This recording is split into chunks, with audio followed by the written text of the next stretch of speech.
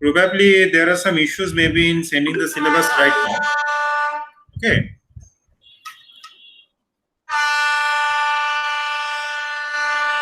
So you can see the screen, right? You can see the screen? We can? Yes, sir. Okay, fine. So now, starting from where we left on the last class, so today we'll be discussing, so I discussed about the agricultural sector.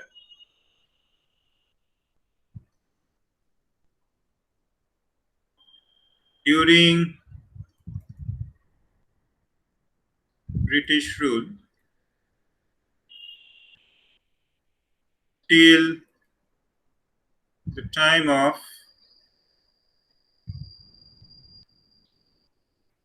independence. Okay, so till the time of independence, what was our what was the condition of the agricultural sector, and what were the causes for such a situation in the agricultural sector? Okay, so today we will continue the discussion about the Indian economy during colonial rule to begin with, at the time of in the industrial sector. Industrial sector during British rule.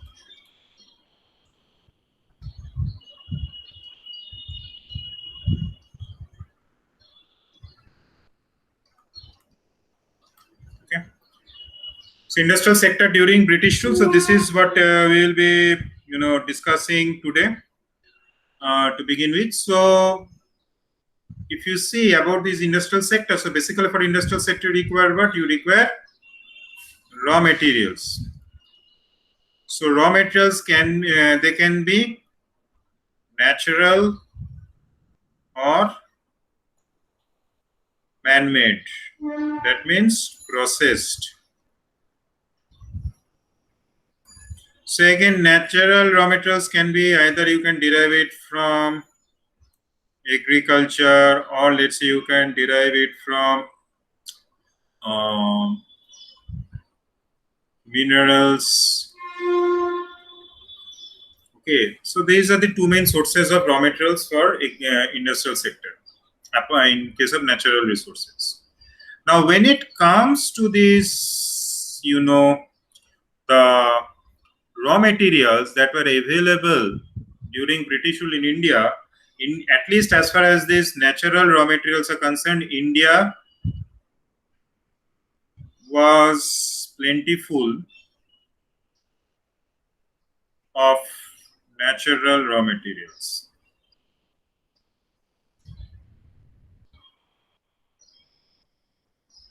So whether you talk about the agricultural raw materials, India was one of the largest producers. In fact, in the previous class, I mentioned that all the cultivation in the agricultural sector had shifted from uh, food grain crops to your cash crops, which actually provided the base for raw materials for the industrial sector, not in India, but for the British industry. So, what are the basic raw materials? You have cotton, jute, sugar, then one more thing was there, indigo, which we locally tell as Neil. As far as the minerals were concerned, India had one of the largest reserves of coal, iron, mica, bauxite. Okay. Then also it had got some reserves of copper, gold. Okay. So as far as the to build up an industrial base, okay, so if you want to build up an industrial base, the raw materials that were required was actually available in India even during the colonial rule. But thanks to discriminatory colonial policies, the industrial base failed to develop.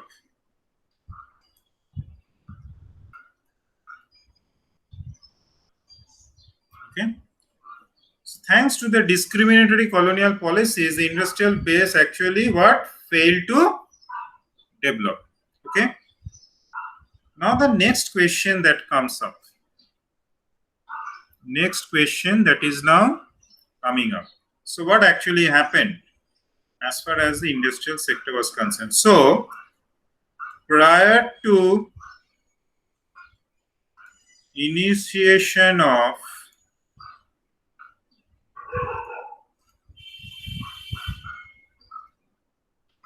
British rule in India. So prior to initiation of this British rule in India, India was one of the major exporters, major global exporter of traditionally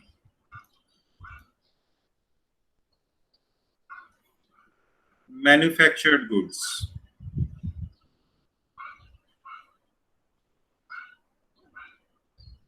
Okay.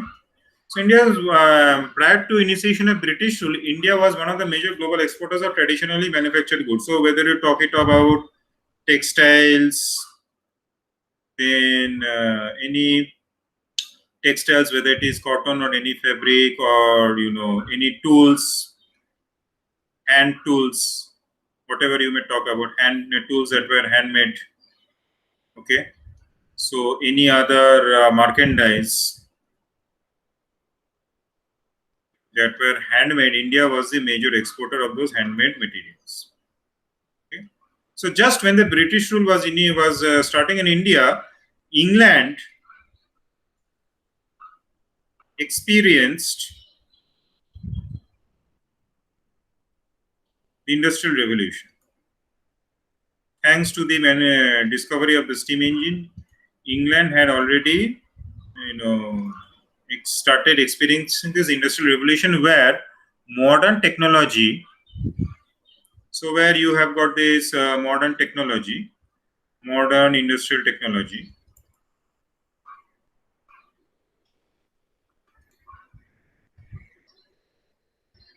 using steam power,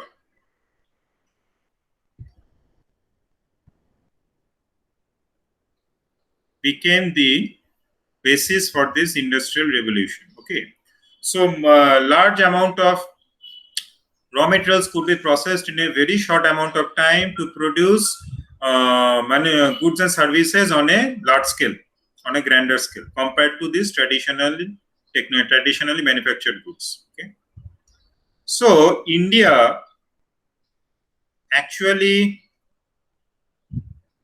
missed the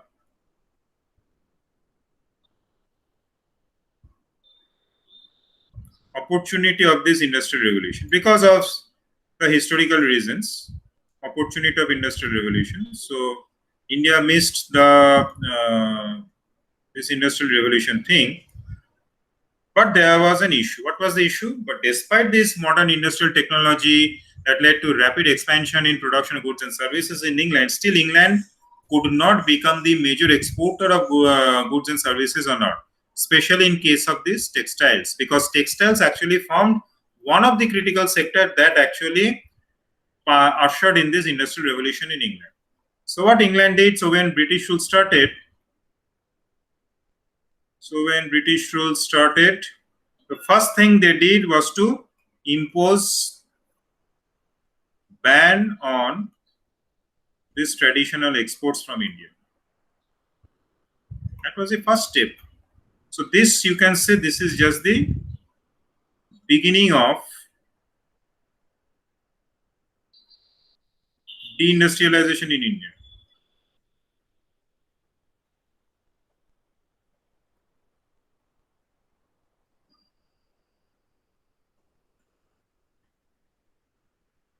Okay, so this was the beginning of the deindustrialization in India.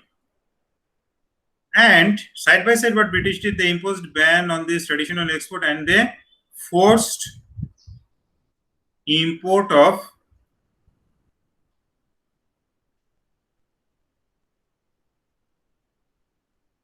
textile manufacturers, textile products. So as a result of this policy, what happened?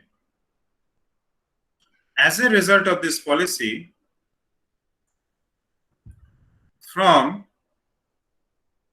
so this time period, that is from within a span of 17 years, that is from 1815 to 1832, India's textile exports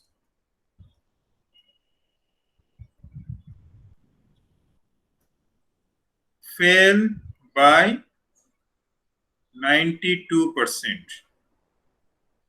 And continuing with this trend, as this imposed ban and forced and thanks to this forced import of British textile products, by 1850, India was importing 25% of British textile products. Okay.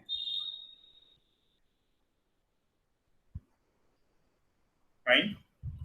So India's textile exports fell by 92%, and during the same time period, India was importing by 1850, India was importing 25% of British textile products. So, and this does not happen in case of just textiles. All other goods had similar reversal of trade patterns.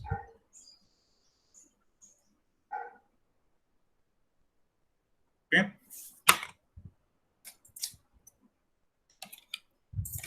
Now, next.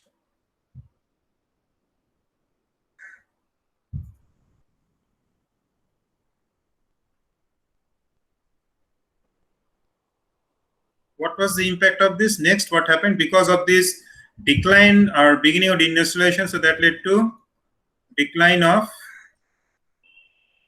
traditional industry. So artisans lost jobs, and hence there was unemployment, which I mentioned also in last class. Artisans lost jobs, and this underemployment or disguised unemployment, about which you have studied in your development economics class last year. Fine. Now, was this all about the industrial scenario in India? Not at all, because No. so if I see what happened next, because see, as I have already mentioned,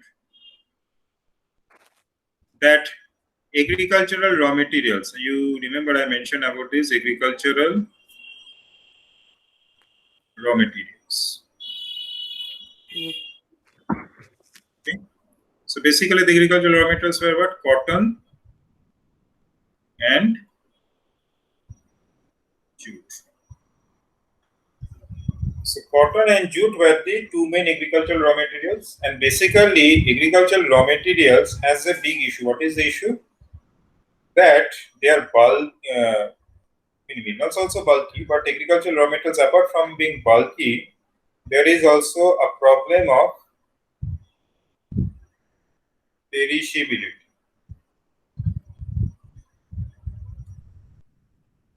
Oblique decline in quality. First decline in quality.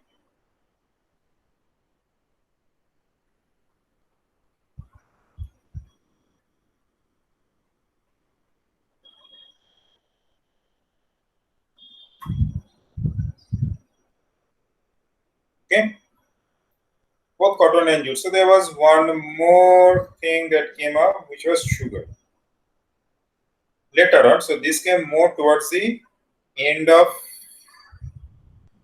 19th to beginning of 20th century.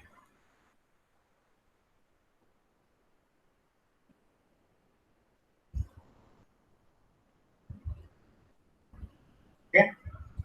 So this is the situation. So because of this bulky nature and problem of perishability, so somehow some of these textiles based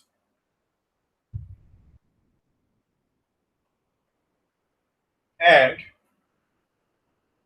sugar processing. Some of these textiles based and sugar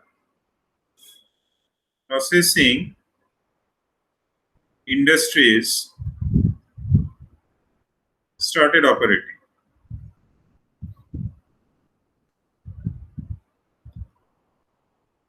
From second half of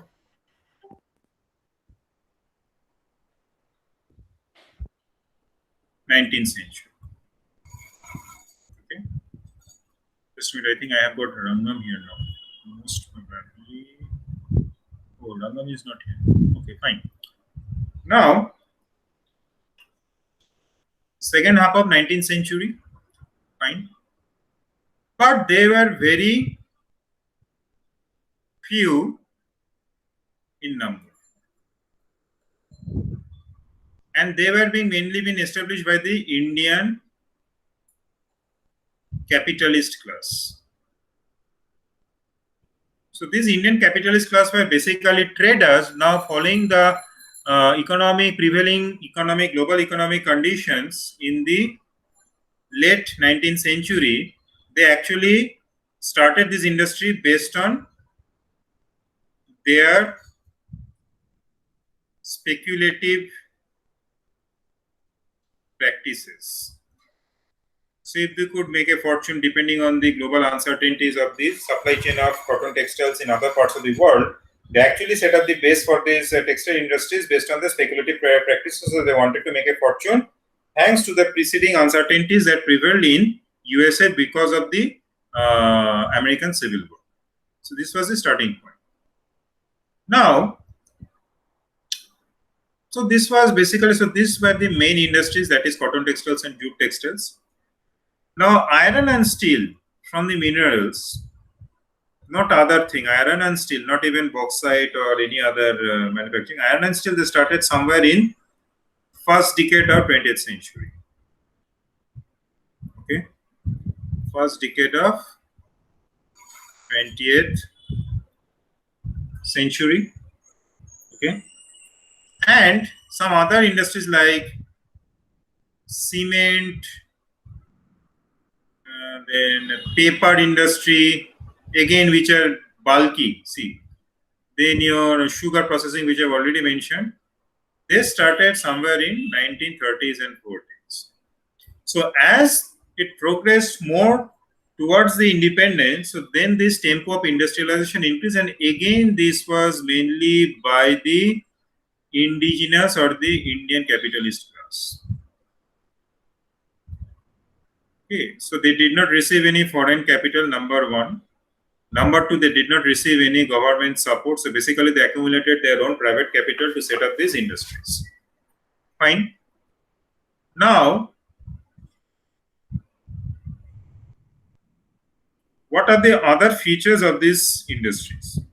So basically, if you look at the other features of these industries, we will find, if I am just quoting some figures, statistics. So at the time of independence, if I look in terms of the employment pattern, at the time of independence, 30% of labor force employed in manufacturing sector totally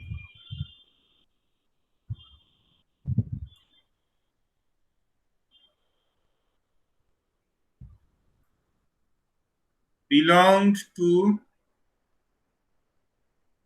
cotton and jute textiles. So this was the situation. Cotton and jute textiles at the time of independence. So these are some of the facts. What are the other facts? The other fact is this, that as far as this value terms is concerned, so in value terms, what was the contribution in the manufacturing sector? So if I look in value terms, in manufacturing sector, textile, cotton and jute, they contributed how much? They contributed around 57%. So 57% of the value contribution in the manufacturing sector was from cotton and jute. What were about the other sectors?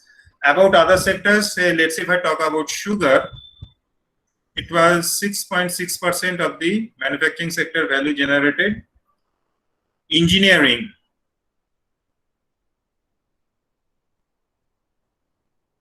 was 8.4%. Okay. Then you have got cement was 2.1%, and you have got these chemicals, which was around 4%.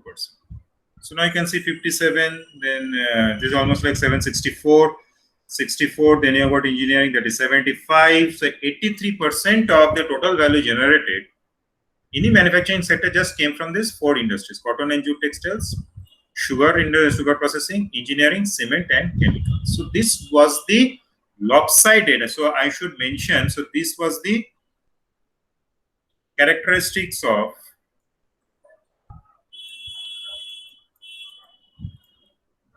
lopsided industrial development as observed at the time of what? Independence. Okay. So this was what I was observed at the time of independence. So now, what was the growth of this industrial sector? So the growth of the industrial sector, if I see, it was not that great. Okay. So industrial sector growth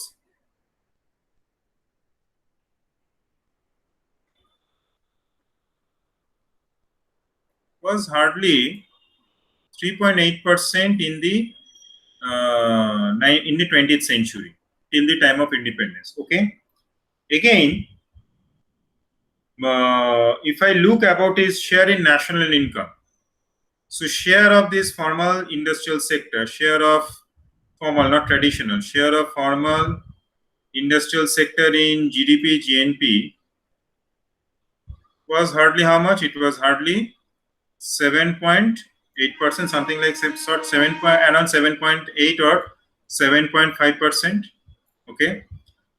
Now, this increased very marginally from 3.8% in 1915 to 7.5 to 7.8% in 1947. So just over a span of 3 decades, it just doubled. So you can see what was the growth rate actually. The growth rate was hardly maybe even less than 3% per year compounded. It was even less than 3% per year compounded. Okay. So now, what next? So, at the time of independence, what was the contribution of the what was the engagement of labor force in formal? What was the engagement of the labor force in the formal industrial sector? So, only 2.3% of total labor force was engaged in modern industries.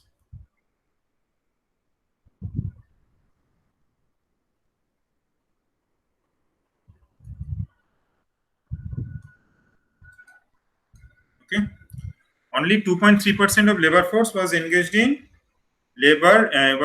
modern industries. In fact, between this time period, that is between 1901 to 1951, when the overall population of the country increased, the number of people, absolute number of people working in the industrial sector, they dropped from 10.3 million. So 10.3 million was engaged in 1901. So it dropped from 10.3 million to 8.8 million in 1951. So it was not just in the decline in the absolute percentage of the labor force engaged, but also in the absolute numbers. 10.3 to 8.8 million. So there was almost a loss of 1.5 million labor force in formal sector. Okay. Now, one more characteristic and one more debilitating feature of this industrial sector was that at the time of independence, more than 60% of output by value was from what? Unorganized sector.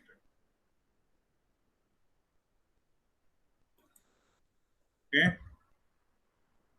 So these were the characteristic features in the industrial sector as far as the Indian economy is concerned at the time of independence. Fine. So next.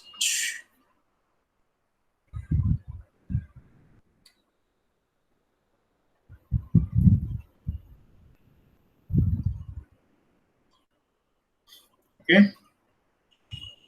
Now, so Obigen, are you able to follow? Obigen, are you able to follow? Yes, sir. So no issues. No issue, sir. Okay, fine, perfect. So, what was one of the another feature index of backwardness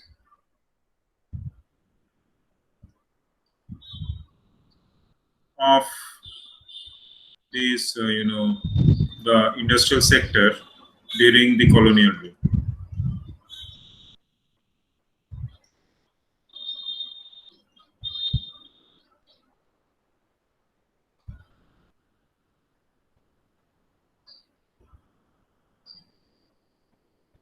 Okay. What was the index of backwardness of industrial sector during colonial rule? So, how do you measure an index of backwardness? So we see what is the base for the capital goods sector. So what is the capital goods industry base in the economy? So the industry that supplies equipment and machinery for further productive activities in the economy is the capital goods sector, and the level of development of this capital goods industry or the base of this capital goods industry acts as an index of backwardness of industrial sector in Indian economy. So as usual, this capital goods industry for all practical reasons was almost non-existent, bearing some sporadic development of some engineering sector in some one or two this bearing development sporadic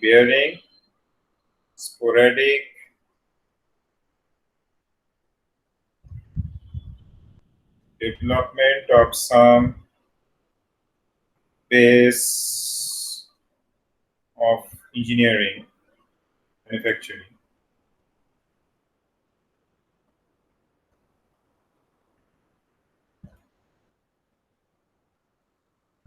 In some which were concentrated in some large cities. So what was the consequence? More than 90% of machinery were imported. Even the industries that were established in India, so for them, the machinery, more than 90% of the machinery needed to be imported from abroad. So basically, it was imported from Britain. So when your capital goods industry base is almost non-existent, then that acts as a major barrier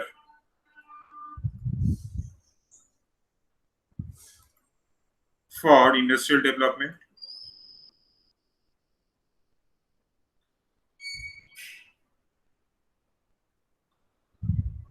Okay. It acted as a major barrier for industrial development. Fine.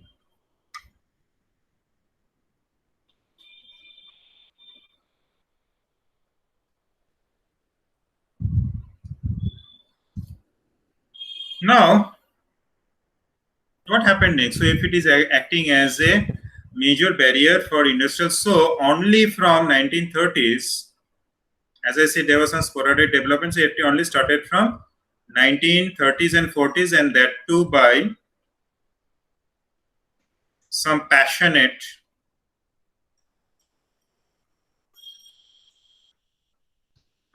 individuals who worked in an uncoordinated manner, uncoordinated manner. So they were operating independent of each other in an uncoordinated manner. That led to the beginning of the development of this capital goods industry base in the Indian economy just few years before independence. So you can see it actually started from 1930s and 1940s. So this was the one of the another reason. Now what was the other reason? So if I see in case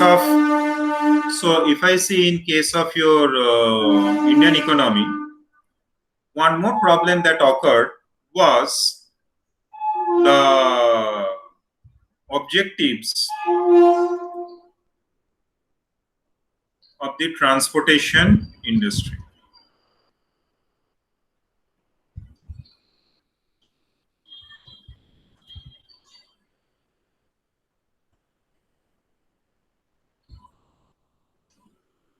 Objectives of transportation industry. So what this transportation industry was? Transportation industry, basically we would like to talk about railways. So railways developed first in this western region, western and eastern region.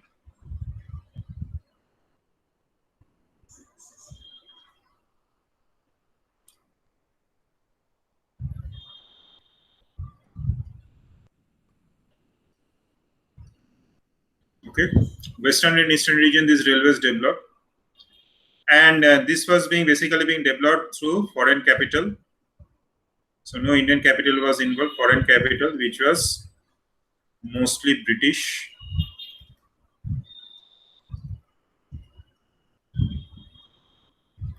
And what was the purpose of developing the railways? So they had two purposes. One was fast transportation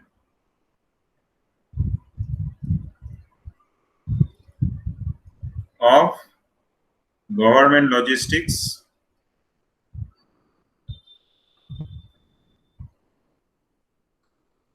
and the second reason was transportation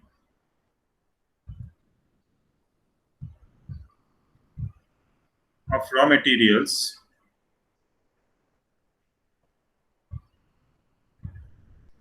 from large rural hinterland of India, rural Indian hinterland, to the major ports.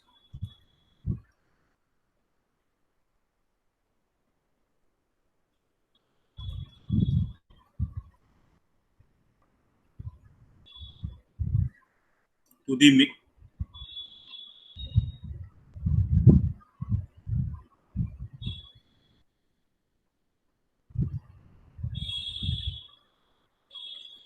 to the major ports.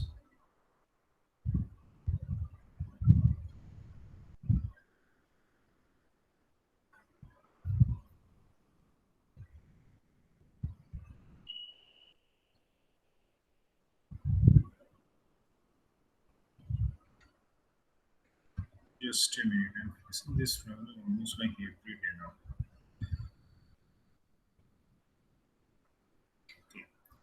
So to the major ports.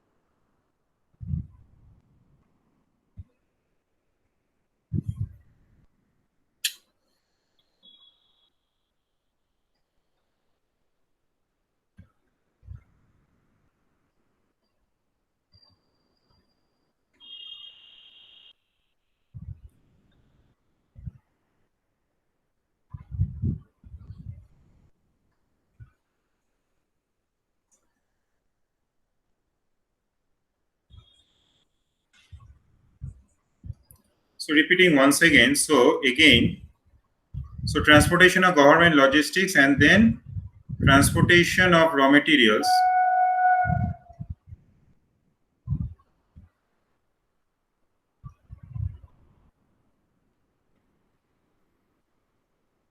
from large rural hinterland,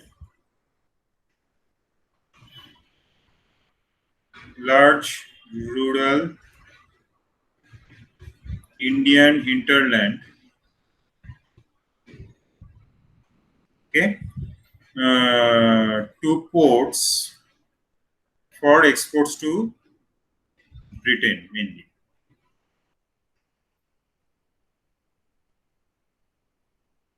The two main purposes for which this, the industrial sector and this railways were being set up. So the railway is a policy that is the cargo policy was never supportive of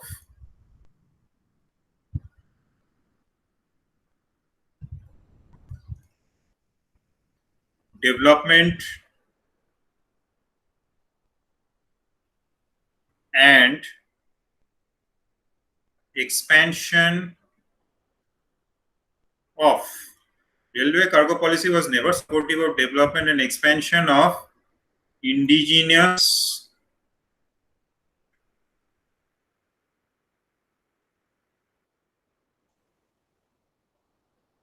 because its tariff policies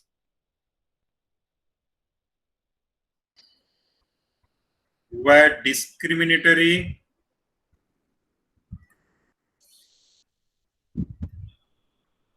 against goods manufactured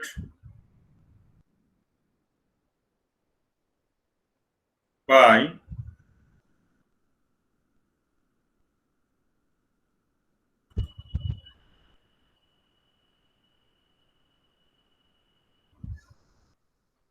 okay. So this was one of the reasons for the industrial backwardness at the time of independence. One more thing also happened. So basically, apart from the indigenous capital, which was basically concentrated in development of some few cotton and jute textiles industry, so there was also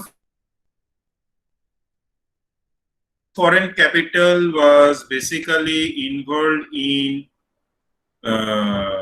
sourcing, manufacture, production,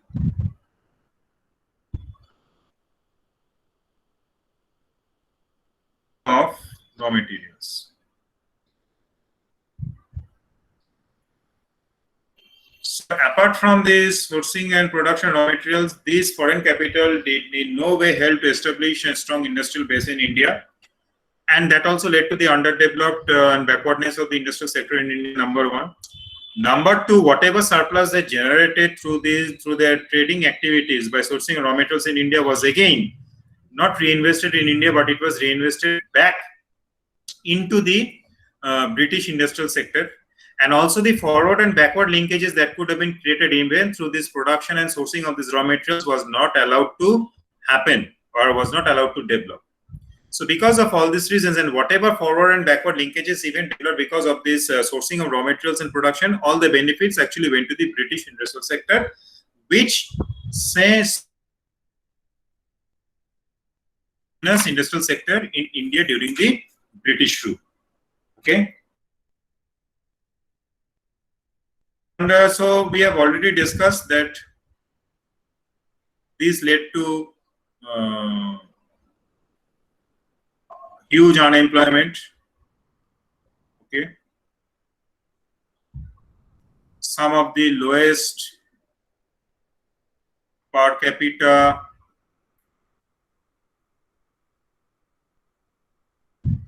and consumption. Okay. Then it also led to, because of huge shortage of this, this food grain starvation and hunger.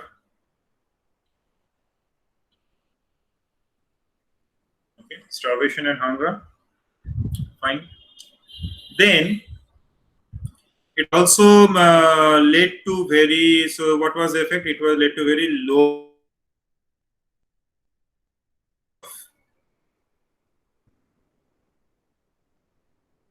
living.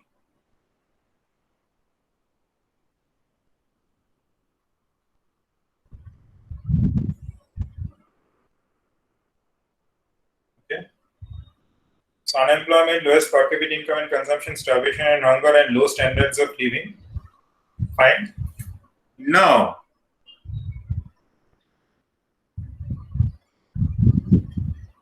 what was else? So there was very low quality of life. So all this thing was a result of all the industrial and agricultural backwardness in India during the British rule. So when India became independent, so at the time of independence,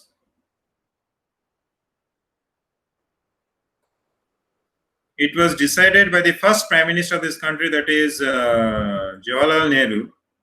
Okay, so he was the first PM.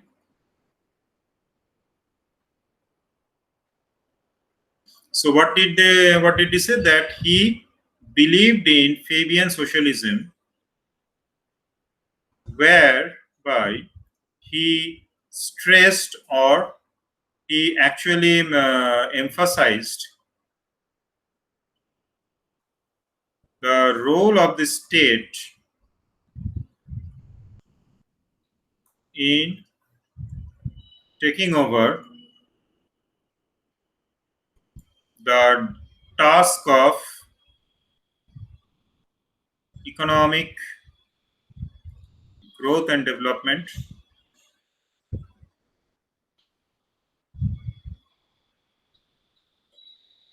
of the country.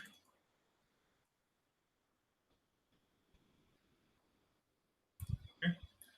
So Fabian socialism, so we believe he is a follower of Fabian socialism, so where he emphasizes the role of the state in taking over the task of economic growth and development in the country through what? Through the planning process, state control planning process. So whereby it was decided that in a very to increase or to improve the standard of living,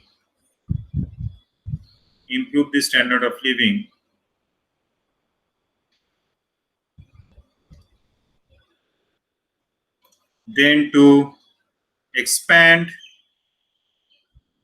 the scope of economic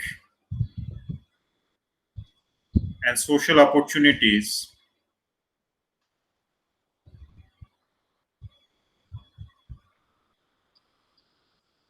for a richer and more varied life. So for that, he stressed on three important principles, that is democracy. So he stressed on democracy, which is based on three important principles, that is equality, freedom, and so equality. So this is equality, this is not freedom, but this is liberty. Equality, liberty, and what is the third one? We can. What is the third one? Democracy based on three principles: equality, liberty, and what?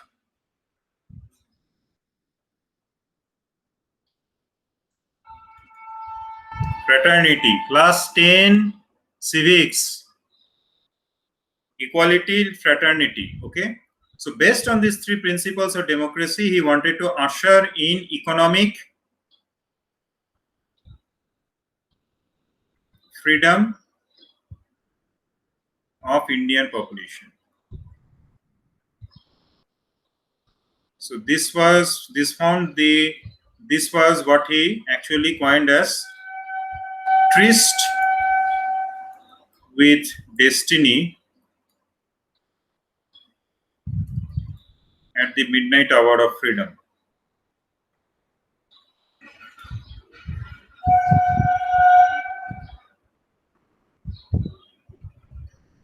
Okay.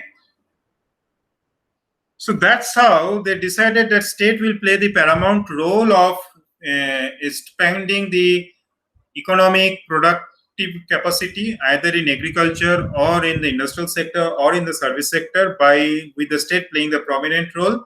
State will formulate all these strategies. So state will first set the objectives. So what are my objectives of economic development? And based on the objectives being enshrined, then state will formulate plans and strategies as to how to achieve those objectives, and in the course of time how to maintain a balance between the means to achieve those objectives and the end outcomes which were as per the objectives. So state was supposed to follow. So whatever state actually enshrined, the private industrial sector need to follow those guidelines as enshrined in the planning plans, and hence follow the plan of the state and act accordingly and operate accordingly so as to ensure a high standard of living or increasing standard of living in a very short span of time. So these actually led to the initiation of planning era. Okay. So this planning era actually started from 1950. The first planning commission was established by an executive resolution or executive order of the government. So understand planning, a planning commission. Planning commission was not a constitutional body, or it was neither a legal body, or it was not a body established by an act of parliament. It was a body which was set up by an executive order of the government. So its orders and directives were not legally enforceable. Understand this thing. The implication is that any directives and order of the planning commission was not legally enforceable. But because of the preeminent importance which was given to this planning mechanism for economic development, the words of the planning commission were being considered more as an official order by different government departments at the state level or the central level, and they acted as per the guidelines and orders being given by the planning commission from time to time. So this planning era actually was from 1950 till, you can say, 2014-15. So in 2015, what happened? Planning commission was substituted by something which is known as 2014-15 Niti Aayog. So this is nothing but National Institution for Transformation of India, Niti Aayog.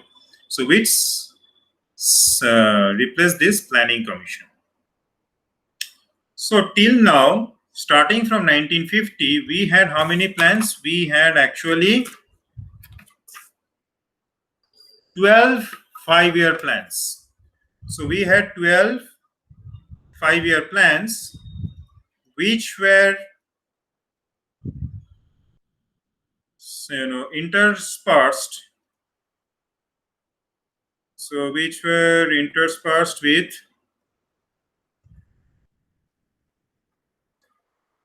3 to 5 annual plans in between. So when it was not feasible to run a 5-year plan because of resource constraint and other disruptions or instabilities in the economy or in the political sector, so the government resorted to 3 to 5 annual plans before again reverting back to this 5-year plan mechanism. So different 5-year plans had got different priorities, whether it was with respect to agriculture or consumer goods, or let's say capital goods, or let's say service sector, or let's say social sector. So depending on the priorities of the government as it changed from time to time, the priorities of the mission plan the mission statement of the different 5-year plans also changed from time to time. So this is what actually was the snapshot of the Indian economy at the time of independence, and how to address the imbalances or the debilitating features of the Indian economy that existed at the time of independence. What was the mechanism that was being evolved at the time of independence to address these shortcomings, and to first transform this underdeveloped Indian economy as a developed or a emerging economy within a very short span of time through adoption of this planning commission and planning mechanism, whereby government issued dictates and orders about the course of development that is supposed to happen, and everybody, including the private industrial sector, was bound to follow the guidelines of the government to ensure the objectives as laid down in the 5-year plans from time to time. So this is what I needed to discuss now in this class, and I think I am done for the this class. Okay, so any question, Obigyan, any question? So thank you, and we'll join again shortly in the econometrics 1 class. So thank you once again.